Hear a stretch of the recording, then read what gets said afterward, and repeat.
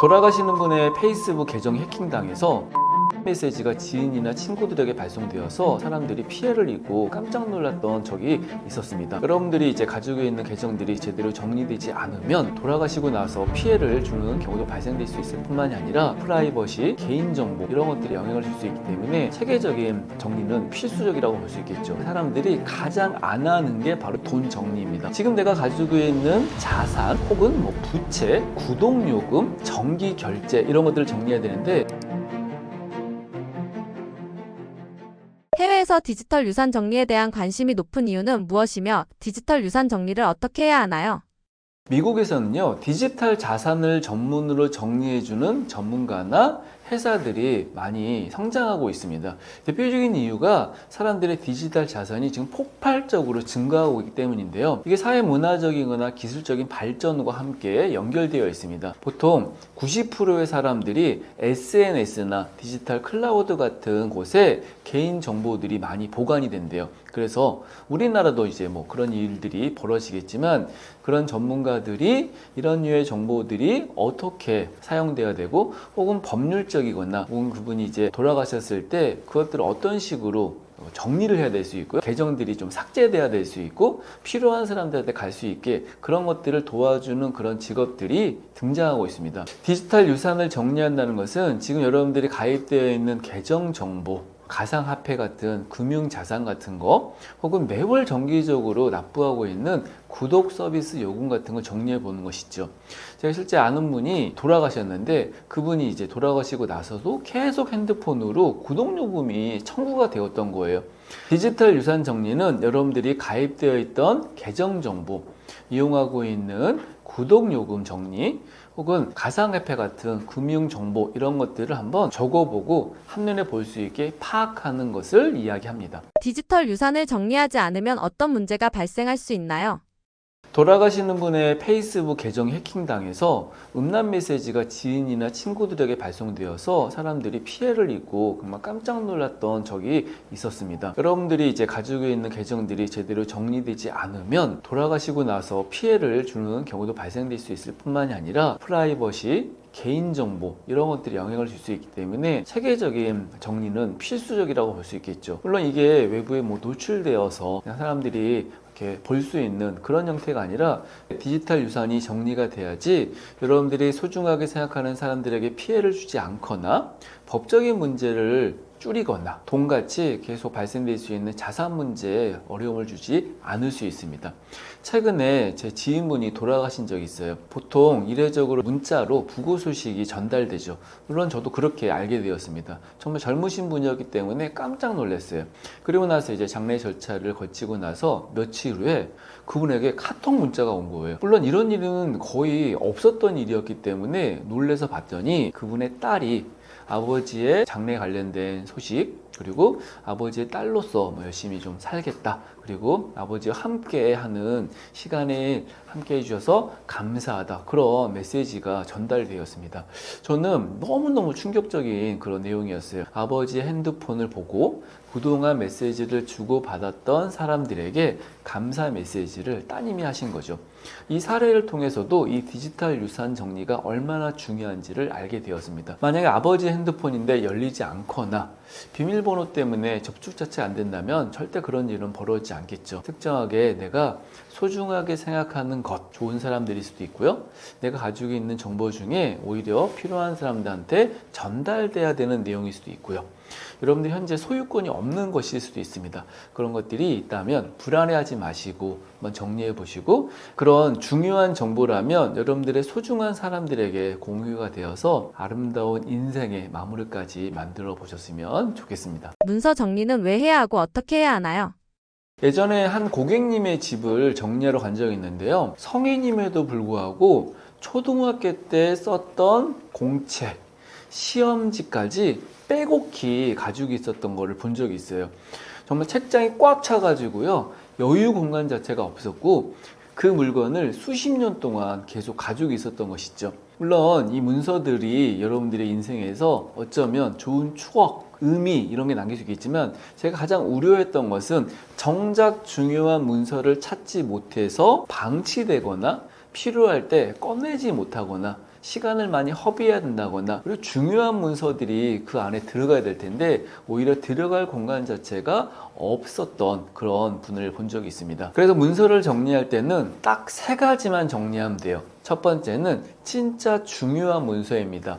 부동산 계약서, 보험, 증권 같은 거 엄청 중요하죠. 원본이 필요하고요. 그런 것들은 특별한 곳에 바인딩이 돼야 됩니다. 그래서 그런 류의 물건들을 선별하셔라. 두 번째는 지금 내가 현재 하고 있는 일에 필요한 서류, 중요한 서류에 해당될 수 있겠죠. 그런 서류라는 것은 오늘도 봐야 되고 또 앞으로 미래를 위해서 지금 하고 계신 일과 관련되어 있기 때문에 중요하게 구분되어 있어야 됩니다. 세 번째는 내 물건이 아닌 누군가에게 줘야 된다거나 공유를 해야 될 문서들이 있습니다. 보험증권도 사실 중요한 문서이면서 공유를 해야 될 수 있는 그런 문서가 될 수 있겠죠. 그래서 이 3가지가 선별되면 나머지 문서는 어쩌면 중요하지 않을 수 있어요. 그런데 내가 조금 걱정스러워 그러면 이제 사진을 찍을 수 있고요. 어떤 분들은 그냥 스캔 같은 거를 통해서 디지털화 시켜 놓을 수 있습니다. 저는 모든 문서가 클라우드에 보관되어 있거든요. 그래서 클라우드에 보관되어 오면 언제 어디서나 접근해서 찾을 수 있습니다. 어떤 기계를 이용해서도 찾을 수 있기 때문에 그런 거에 대한 불안함이 없습니다. 흔히들 들고 다니는 휴대폰만으로도 충분히 중요한 서류 같은 경우에는 사진 찍어서 볼 수 있고 요즘 또 기술이 너무 좋아져 가지고 검색하면 문서 같은 경우 이제 문자 인식 OCR이라고 하는데요. 그 문자 인식을 통해서 쉽게 검색될 수 있습니다. 여러분들이 가지고 있는 서류들이 계속 방치되고 불필요함에도 불구하고 오랜 기간 보관되고 오히려 정작 중요한 것들이 찾지 못하게 된다면 문서 정리는 필수적으로 하셔야 될 실천이 될 겁니다. 문서 정리는 여러분들이 꼭 해야 되는 실천 중에 하나입니다. 문서 정리 시 가장 많이 하는 실수는 무엇이며 이를 피하려면 어떻게 해야 하나요? 물건도 정리를 못하는 사람들은 물건의 우선순위를 모르는 걸 알고 계십니까? 만약 여러분들이 가지고 있는 부동산 계약서가 있는데 이 부동산 계약서는 어디에 있나요?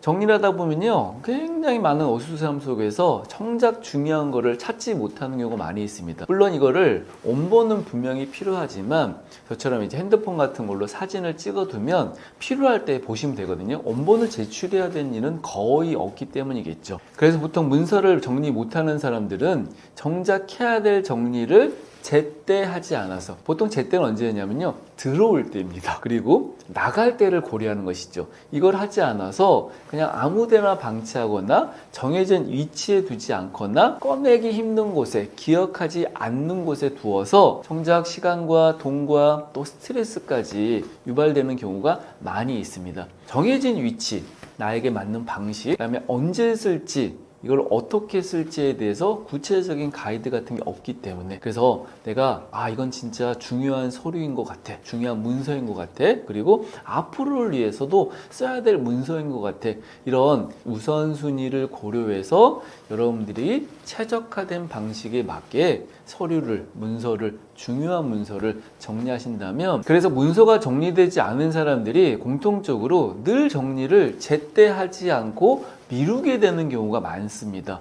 미루면요 짐이 될 뿐만이 아니라 정작 해야 될 때 너무 많아서 너무 어수선해서 어디서부터 손대야 될지 몰라 전문가에게 의뢰한다거나 그냥 대부분의 분들은요 그냥 방치하며 사는 경우가 많이 있죠. 제가 정리를 실천하는 마법의 공식을 많이 강조하는데 바로 매일 조금씩 꾸준히라고 하는 방법입니다. 서류가 생기면 바로 정리를 해야 돼요. 사용하면 다시 제자리로 두어야 합니다. 어디에 두는 것이 가장 쉽게 꺼낼 수 있는지, 어떤 분들은 라벨을 붙이기도 하고요. 중요한 문서만 보관할 수 있는 서류함을 만들기도 합니다. 그런 식으로 매일 정리하고 조금씩 정리하고 꾸준히 정리하는 것이 정리된 실천을 만드는 방법인데 그동안 계속 정리되지 않고 방치되었던 서류 더미를 보고 계시다면 매일 조금씩 꾸준히 정리하셔서 단 하루에 한 장씩이라도 정리하신다면 결국은 그 서류들이 다 정리되는 날을 만나게 되실 거예요. 재산 정리를 해야 하는 이유와 실천하는 방법은 무엇인가요? 사람들이 가장 많이 하는 걱정 중에 하나가 돈 걱정이라고 합니다. 돈이 있어도 걱정, 또 없어도 걱정이라고 하죠. 그런데 이 걱정거리가 있음에도 불구하고 사람들이 가장 안 하는 게 바로 이 돈 정리입니다. 돈 정리는 뭘까요? 물건을 정리하는 것처럼 돈을 막 버리는 게 아니시죠.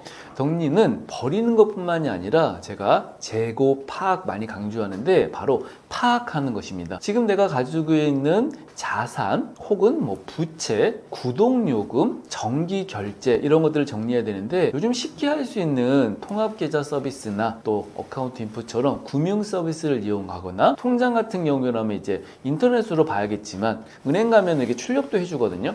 여러분들이 그동안 사용하는 지출 내역 같은 경우를 이렇게 보시면서 어떤 고정적인 요금이 있지? 요거 좀 줄일 수 있나? 실제 이렇게 정리하시면서 불필요한 보험 같은 걸 정리한다거나 보험 같은 경우에도 사람들이 찾아가지 않는 보험료가 너무 많다는 말이 있지 않습니까? 쓸데없는 구독 서비스를 해지한다거나 정기적으로 결제되어 있었던 요금제를 없앤다거나 물론 단 몇천 원, 뭐 몇만 원일 수 있겠지만 그 내역들이 명확하게 파악되니까 그런 실천으로 연결될 수 있습니다. 돈은 여러분들의 걱정의 대상이 아니라 바로 정리의 대상입니다. 지금 가지고 계시는 통장 내역도 한번 정리해 보시고 카드, 보험증권, 부채 현황 이런 것들 정리해 보시면 좋을 것 같은데 제가 잘 아는 지인분에게 너무 슬픈 이야기를 들은 적이 있어요. 아버지가 돌아가셨는데 아버지가 남긴 게 유산이었으면 좋겠는데 막대한 빚을 남기셨던 거예요. 그것 때문에 엄청 힘들고 어려운 시간을 겪으셨습니다. 여러분 돈을 정리하다 보면은 재산만 정리되는 게 아니라 빚이나 부채 같은 것도 정리될 수 있어요. 거기에 대해서 좀 불편한 마음이 있겠지만 그래도 명확하게 현황을 파악하고 또 이걸 어떤 식으로 이제 줄여갈 수 있을지에 대한 구체적인 실천 방법들도 나올 수 있기 때문에 불편한 마음보다 실천으로 연결시키고 명확하게 어떻게 해야 될지에 대해서 방향을 잡을 수 있는 돈 정리가 되셨으면 좋겠습니다. 재산 정리 시 흔히 저지르는 실수와 그 예방 방법은 무엇인가요? 제가 코로나 때 너무 어려워서 보험 영업을 한 적이 있습니다. 빨간 넥타이를 메고 이제 증권 같은 걸 들고 다니면서 사람들을 상담을 했었는데 그 일을 하다 보면서 알게 된 게 사람들이 가지고 있는 보험 내역을 모르는 사람들이 너무 많더라는 거예요. 매월 고정적으로 납부를 했던 보험료도 모르고요. 지금 내가 어떤 보장을 받을 수 있는지조차도 몰라서 정작 이제 보험금을 청구를 하지 않아 계속 돈을 제대로 활용하지 못하는 분들도 많이 있었습니다. 지금 여러분들이 가지고 있는 돈 내역 중에 매월 고정적으로 내는 돈, 지금 가지고 계신 통장의 개수, 지금 구독하고 있는 서비스 요금, 사실 단 얼마에 불과할 수 있는 내용이지만 여러분들이 불필요하게 낭비되는 내역이 확인되어서 불필요한 지출들을 줄일 수 있는 좋은 도움이 되실 것입니다. 왜 지금 생전 정리에 관심이 높아지고 있나요? 자, 여러분 만약에 집에서 불이 나면 한 가지만 들고 가야 돼요. 어떤 거 들고 가시겠습니까? 옛날에 그런 말이 있잖아요. 불 나면 요강 들고 나간다. 지금 정작 중요한 게 뭔지 몰라가지고 쓸데없는 걸 들고 나가는 일은 거의 없을 겁니다. 아마 대부분의 사람들은 핸드폰을 찾을 거예요. 핸드폰 어디 있지? 네. 바로 이 핸드폰 안에는 여러분들의 인생에서 정말 중요한 것들이 많이 들어있습니다. 예를 들면 사진도 거기 들어있고요. 중요한 기록도 있고요. 금융정보도 핸드폰이 있어야지만 이용할 수 있는 그런 형태의 것들이 이제 늘면서 디지털 유산에 대한 정리의 관심들이 많이 높아지고 있습니다. 디지털 정보 같은 경우에는 혼자만의 소유가 아니라 가까운 가족이나 회사의 동료나 지인처럼 소중한 사람들, 중요한 사람들과 소통하고 공유해야 되는 정보들도 많이 있습니다. 그래서 이 디지털 정보들이 핸드폰에 많이 저장되어 있기 때문에 여러분들의 이제 만일의 상황들을 고려해서 일정하게 좀 정리가 필요할 수 있습니다. 아까 불이라는 상황 말고요.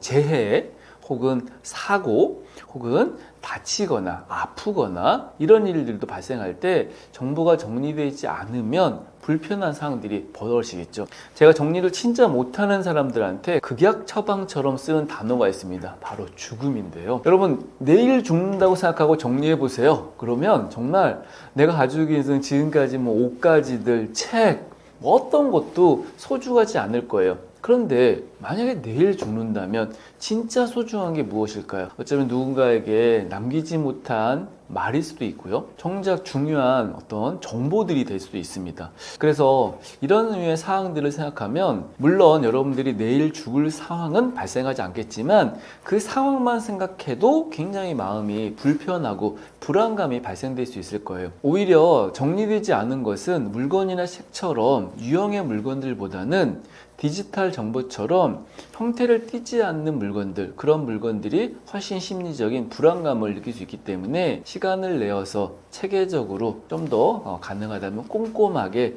정리를 해놓는다면 여러분들의 마음에 안정감을 주는데 가장 좋은 실천이 될 것입니다. 정리가 어려운 분들을 위해서 저는 윤선현의 정리학교라는 채널을 운영하고 있습니다. 네이버 카페, 오픈 채팅방, 네이버 블로그, 유튜브 정리를 배우고 실천할 수 있는 여러분들에게 도움될 수 있는 그런 서비스이기 때문에 많은 이용 부탁드립니다.